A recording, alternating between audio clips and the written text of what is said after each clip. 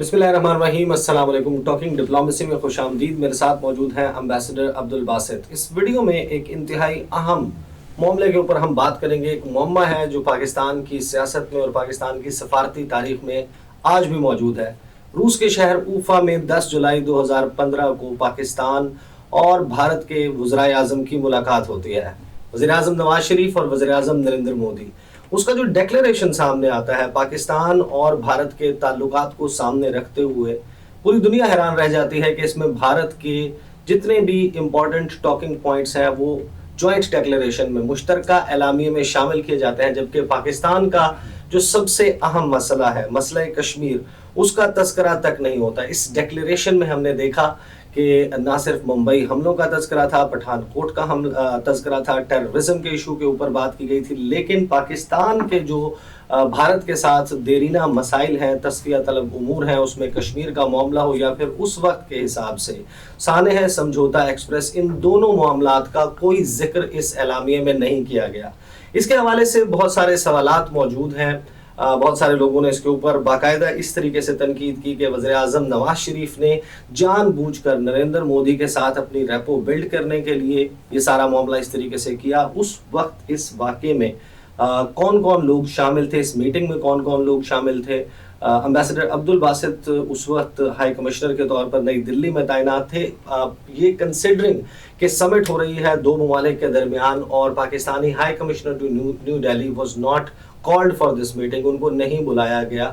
Ambassador Basit से पूछेंगे, sir पहले तो ज़रा फैक्ट्स हम सामने रख देते हैं कि आपको जाहिर है कि आप तो इस सारे प्रोसेस का हिस्सा रहे हैं, अगर से आप इस मीटिंग में नहीं मौजूद थे।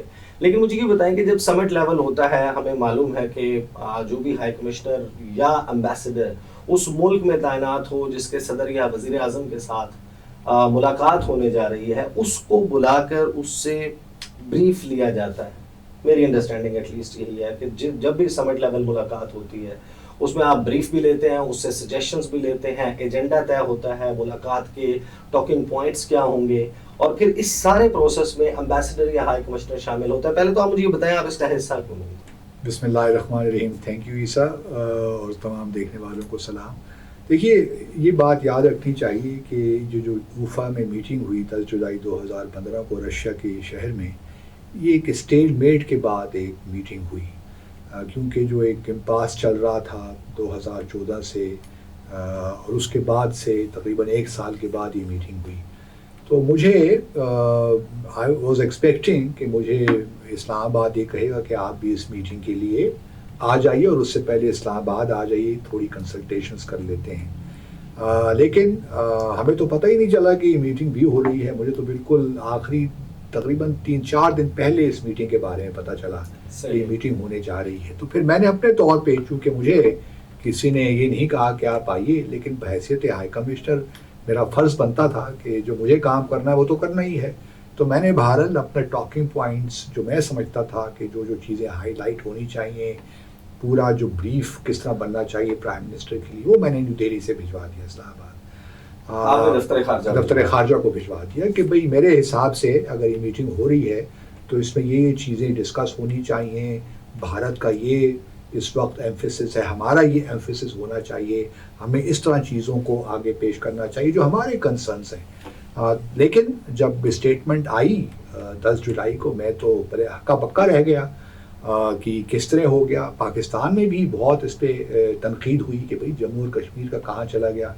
मैं भी था परेशान, लेकिन मैं थोड़ा सा कम परेशान इसलिए था कि मेरे जहन में तारीख़ थी, क्योंकि अक्सर लोगों का ख्याल है कि शायद ये पहली दफ़ा हुआ है, ये पहली दफ़ा नहीं हुआ। अच्छा जी हाँ। बदकिस्मती के साथ अगर आप भी चूँकि उस वक्त फॉरेन ऑफिस में ही थे, मतलब इसको आप कवर करते थे, आपको अगर याद हो तो शर्मुल शेख में भी एक जॉइंट स्टेटमेट इशू हुई थी 16 जुलाई 2009 को। उसमें भी अगर आप देखिए यूसुफ रज़ा गिलानी और मनमोहन सिंह, और उस मुलाकात में मुझे याद है कि उससे पहले भी एक डॉसियर का मामला चला था कि पाकिस्तान जो है वो डॉसियर हाँ बना, उसमें भी जम्मू और कश्मीर नहीं है। बिल्कुल ऐसा ही है। अच्छा, लेकिन वो मामला इतना ब्लो अप नहीं हुआ। वो इसलिए नहीं हुआ कि उसमें बलूचिस्तान का जिक्र आ गया, میں خود بھی اس وقت وزارت خارجہ کا ترجمان تھا، تو میں نے بھی اس کو ڈیفلیکٹ کیا کہ لوگوں کو پتہ نہ چلے کہ اس میں جموں اور کشمیر نہیں ہے. وہ میری اپنی کتاب ہاسٹیلیٹی میں مینشن کیا ہوا ہے. تو بہرحال یہ ایک معاملہ تھا، لیکن وہ حالات ڈفرینٹ تھے اور مودی کی سرکار کے حالات ڈفرینٹ تھے، اس لیے اوفا میں نہ ہونا ہمارے لیے زیادہ کنسرن تھا میرے خیال میں. آپ مجھے یہ بتائیے کہ اوفا کا ڈیکلیریشن ڈرافٹ کس نے کیا تھا؟ دیکھیے اس کا تو میں کچھ کہہ نہیں سکتا کہ ڈرافٹ کس نے کیا، لیکن ایس او پیز کیا ہوتا ہے؟ لیکن مجھے لگتا ہے یہ کہ ڈرافٹ جو ہے انڈیا نے کیا تھا. یہ انڈیا کی، کیونکہ میں نے بعد میں جب دیکھا تو انڈیا دے ویری کلیور، وہ آپ کو ایک فوراً پیش کر دیتے ہیں ڈرافٹ کہ جی ہم نے ڈرافٹ بنا لیا، آگے اس پہ کام کرتے ہیں. پھر اس پہ کام ہوتا ہے، یہ نہیں کہ بنوان اس کو تسلیم، یعنی کہ پاکستان لیکن کہے گا اس میں یہ ہٹائیے، کاما یہاں کر لیجیے، یہ لینگویج ٹھیک نہیں ہے. وہ پھر مذاکرات چلتے ہیں، جو طریقہ کار ہوتا ہے. لیکن میرا اپنا ہنش یہی ہے کہ یہ ڈرافٹ جو ہے انڈین سائڈ نے پریپیئر کیا، ہمیں انہوں نے دے دیا اور کہا کہ یہ اس پہ کام کرتے ہیں. اب مجھے یہ نہیں معلوم، اللہ بہتر جانتا ہے کہ آیا جب جے شنکر چونکہ اس وقت فارن سیکرٹری تھے، انہوں نے وہ شرم الشیخ کا پریسیڈنٹ کوٹ کیا کہ نہیں کیا، کیونکہ ہمارے لیے بڑا ضروری تھا. ہم مودی کو جان چکے تھے اس وقت تک 2014 کے بعد کہ کشمیر میں ان کا کیا رویہ ہے. تو ہمارے لیے بڑی اہمیت کا حامل ہو گیا تھا کہ کشمیر کا ذکر ضرور آنا چاہیے. اگر شرم الشیخ میں نہیں بھی آیا، چلے مان لیا کسی وجہ سے نہیں آیا ہوگا، لیکن چونکہ اب حالات بدل گئے تھے، اب مودی سرکار تھی، انہوں نے جس طرح ہمارا حریت کے ساتھ ہمارا انٹریکشن پہ پابندی لگائی، تو ہمارے لیے آل دا مور ریزن کہ ہم اس کو ایمفیٹیکلی اس کو پرسو کریں کشمیر کو. تو مجھے یہ سمجھ نہیں آئی کہ اوفا میں کیوں ہوا. اگر چلیے میں تو یہاں تک بھی کہتا ہوں کہ اگر اسٹیٹمنٹ نہیں بھی ہوتی تو کوئی فرق نہیں پڑتا، لیکن آپ اپنی جوائنٹ اسٹیٹمنٹ نہیں بھی ہوتی تو کوئی فرق قیامت نہیں آ جاتی. ٹھیک ہے نا جی، پوزیشنز پہ اپنی کمزوری نہیں دکھانی چاہیے. یہ بنیادی ایشوز ہوتے ہیں، جب آپ پبلکلی ان ایشوز پہ اپنی کمزوری دکھا دیتے ہیں تو پھر آہستہ آہستہ آپ اپنے جو موقف سے ہے وہ دور ہوتے چلے جاتے ہیں. اچھا، بیفور گوئنگ اینی فردر، میں ٹاکنگ ڈپلومیسی کے پلیٹ فارم سے یہ ایک اوپن اناؤنسمنٹ کرنا چاہتا ہوں، آئی ہوپ کہ باسط صاحب بھی اس کو انڈورس کریں گے، کیونکہ یہ معاملہ پاکستان کی سیاسی اور سفارتی تاریخ سے جڑا ہے. یہ وہ پرابلمز ہیں، یہ وہ پوائنٹس ہیں جن پر یہ طے ہے کہ ایک کنٹروورسی، ایک تنازع اور اختلاف رائے ہو سکتا ہے.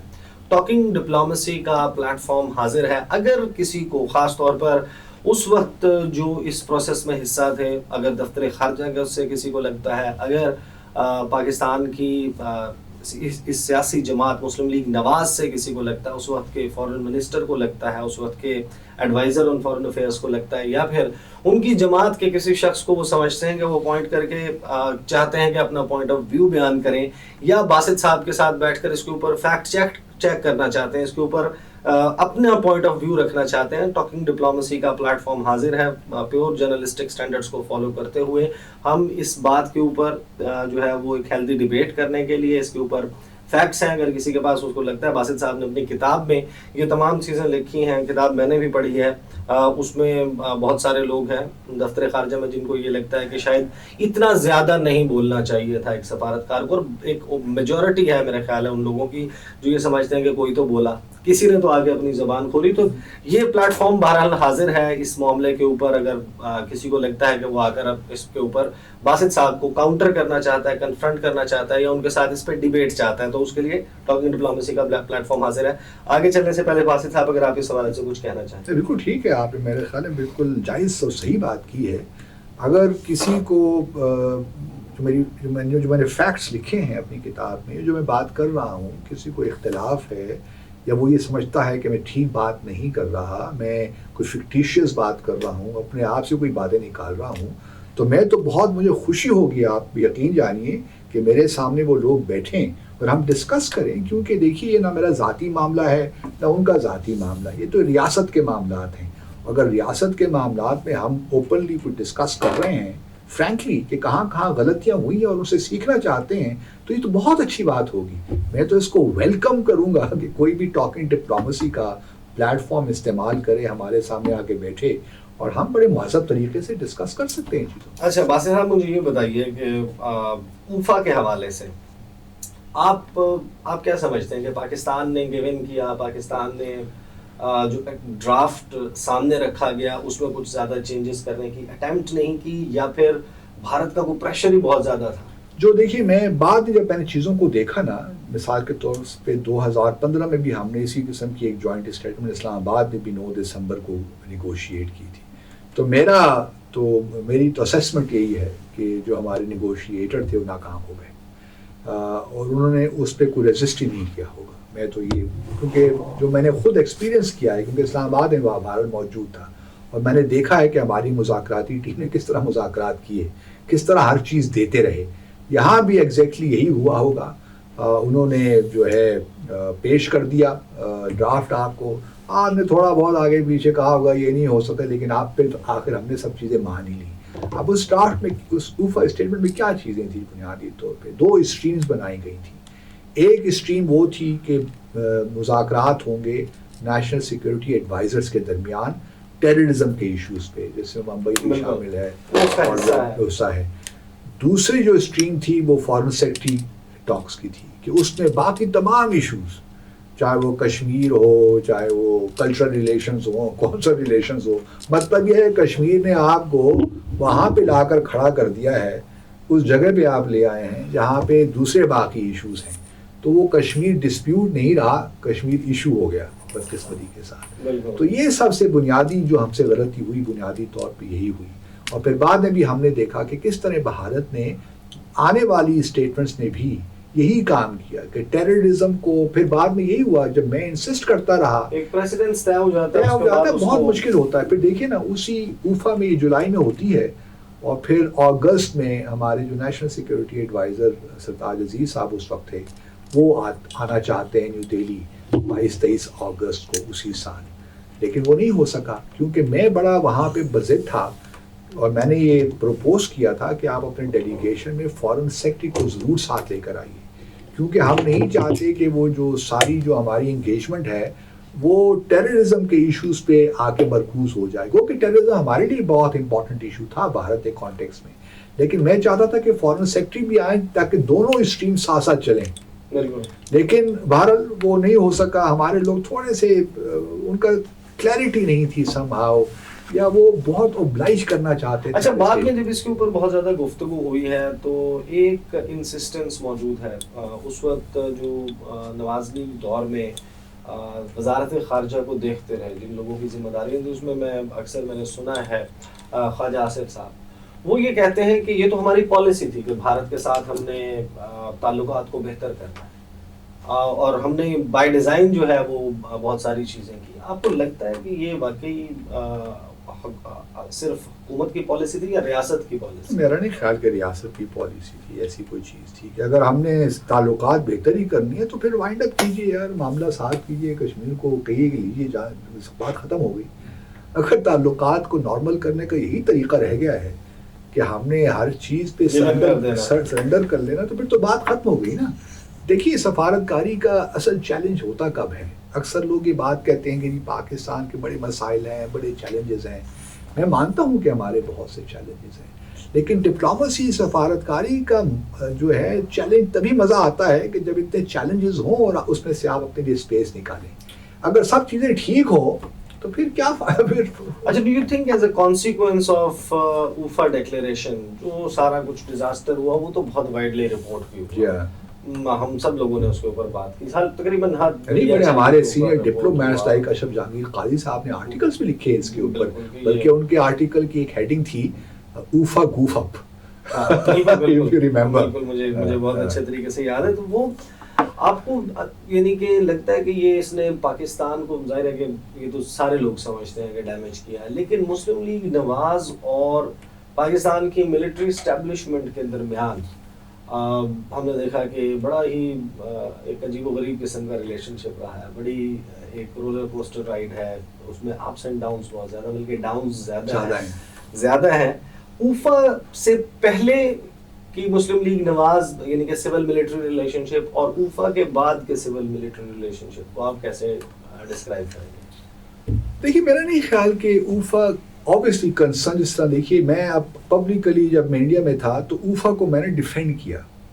مطلب میں اوفا کو میں نے بہت سے وہاں پہ جو ٹاپ جرنلسٹ انڈیا کے ہیں ان کو انٹرویوز دی اور اوفا کو میں نے ڈیفینڈ کیا کیونکہ میں یہی کر سکتا تھا. میں پبلکلی تو اپنی ریزرویشنز یا اپنی جو آبجیکشنز تھی ان کو تو ایئر نہیں کر سکتا تھا, لیکن میں نے باہر منسٹری کو ضرور لکھا کہ یہ جو ہے ٹھیک کام نہیں ہوا. لیکن اچھا آپ نے میں آبویسلی میں دیکھیے آبجیکشن جب میرا کسی چیز سے میرا ایک اختلاف ہے تو میں اس کا ایکسپریس اظہار تو کروں گا نا. آپ نے وہ کس کو بھجوایا؟ آبویسلی فارن آفس کو بھجواتے ہیں ہم چیزیں. اچھا پروسیس کیا ہوتا ہے؟ بہت سارے لوگوں کی انڈرسٹینڈنگ کے لیے میں یہ پوچھنا چاہ رہا ہوں کہ جب آپ اپنا کوئی ڈائسینٹنگ نوٹ یا دیتے ہیں آپ وہ بھجواتے ہیں تو کس لیول تک جاتی ہے؟ وہ تمام پریزیڈنٹ کو لے کر سب کو جاتی ہے جو بھی ریلیونٹ لوگ ہوتے ہیں. اچھا تمام لوگوں کے پاس جاتی ہے کہ ہمارا جو ہائی کمشنر ہے وہ یہ سوچ رہا ہے کہ آپ نے جو آٹومیٹیکلی چلی جاتی ہیں. اس کے لیے ضروری نہیں ہوتا کہ فارن آفس بھجوائے. اس پہ آپ کو کوئی فیڈ بیک آیا؟ کوئی فیڈ بیک نہیں آیا مجھے. لیکن جب میں پاکستان آیا تو میں نے ایک انوائس کانفرنس ہوئی تو اس میں میں نے ذکر کیا ضرور کہ یہ کیا ہم نے کیا ہے اور ہم نے ایک اس کو ہمیں بہتر طریقے سے کرنا چاہیے تھا. اور ابھی اگر چلے ہم نے ایک کام کر لیا ہے تو آگے ہمیں فیوچر میں تھوڑا محتاط رہنا چاہیے. اس آن وائس کانفرنس میں کون موجود تھا یعنی جس سے آپ ایڈریس کر رہے تھے؟ ظاہر ہے کہ وائس کانفرنس سب موجود ہوتے ہیں جو ہمارے 3 پرنسپلس تھے, جیسے مشیر تھے, ہمارے اسپیشل اسسٹنٹ تھے, فارن سیکرٹری تھے, پھر نواز شریف صاحب بھی اس وائس کانفرنس میں. میری خود ملاقات بھی ہوئی نواز شریف صاحب سے, ایسی کوئی بات نہیں. اوفا کے معاملے پر آپ کی ان سے بات؟ میری ہمیشہ ہر معاملے میں ان سے بات ہوئی ہے اور ہمیشہ میں نے ان کو صحیح رائے, جو میں سمجھتا ہوں صحیح رائے ہو سکتی ہے, ممکن ہے غلط بھی ہو, کوئی بھی عقل کل نہیں ہوتا, لیکن میری رائے کے مطابق یہ ایسا نہیں ہونا چاہیے تھا. لیکن دیکھیے آپ کو کس نے جواب دیا اس پہ انوائس کانفرنس میں, یا آپ کے ڈائسینٹنگ یا آپ کے جو اپنا ایک نوٹ آپ نے بھجوایا اس کے اوپر کوئی آپ میں نے ویوز بھجوائے.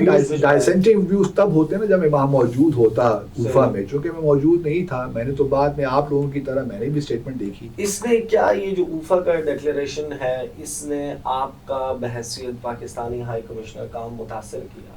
میرا کام دیکھیے میرا کام متاثر نہیں کیا. آپ کی حکومت پاکستان لے کر چل رہے ہیں, اس میں اتنی بڑی تبدیلی آئی ہے, آپ نے اس کو پبلک اسفیئر میں ڈیفینڈ بھی کرنا ہے, آپ نے جرنلسٹ کو بھی انٹریکٹ کرنا ہے, آپ نے پاکستان اور کشمیریوں کو بھی بتانا ہے کہ کیا ہوا ہے. تو اس کے نتیجے آپ کو لگتا ہے کہ آپ کا کام بالکل اسی طرح سموتھلی چلتا رہا؟ نہیں, ناٹ ایٹ آل. اس کے بعد دیکھیے بہت سے کشمیری لیڈرز میرے پاس آئے, ایون گیلانی صاحب سے ملاقات میری ہوئی, وہ سب بہت اس پہ غصے میں تھے اور رنج میں تھے کہ کس طرح. بلکہ مجھے یاد ہے کہ اس اسٹیٹمنٹ کے بعد ہم نے ایک افطار پارٹی ہائی کمیشن میں رکھی ہوئی تھی جو کہ جنہوں نے بائیکاٹ کیا ہمارے حریت کے لیڈروں نے, اس بنیاد پہ اوفا کی اسٹیٹمنٹ کی وجہ سے.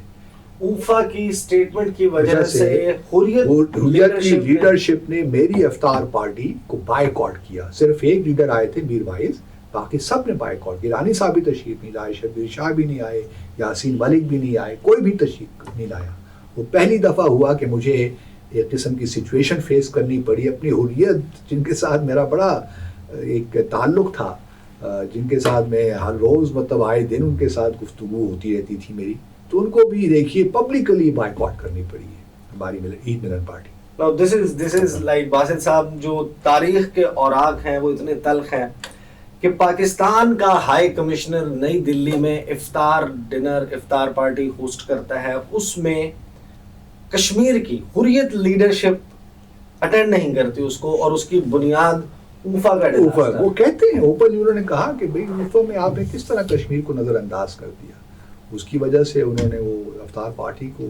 کبھی آپ کی اس حوالے سے یعنی کہ ملاقات اس کے بعد یقیناً ہوئی ہوگی پرائم منسٹر کے ساتھ, اس کے اوپر کوئی بات ہوئی؟ نہیں, میری بات ہوئی. میں ان کو ہمیشہ یہی کہتا رہا, دیکھیے کشمیر پہ اگر آپ کی کوئی چینج ہے پالیسی تو مجھے بتائیے. میں آپ بھی کا پوائنٹ مین ہوں نا وہاں پہ دہلی میں. جب ہم ایک پیج پہ نہیں ہوں گے تو معاملات کس طرح آگے چلیں گے؟ Who do you think was the mastermind of UFA? میرا تو نواز شریف پالیسی میں نواز شریف صاحب کو باقاعدہ بلیم نہیں کرتا اوفا پہ, فرینکلی اسپیکنگ, کیونکہ دیکھیں وہ نیگوشیٹ نہیں کر رہے تھے.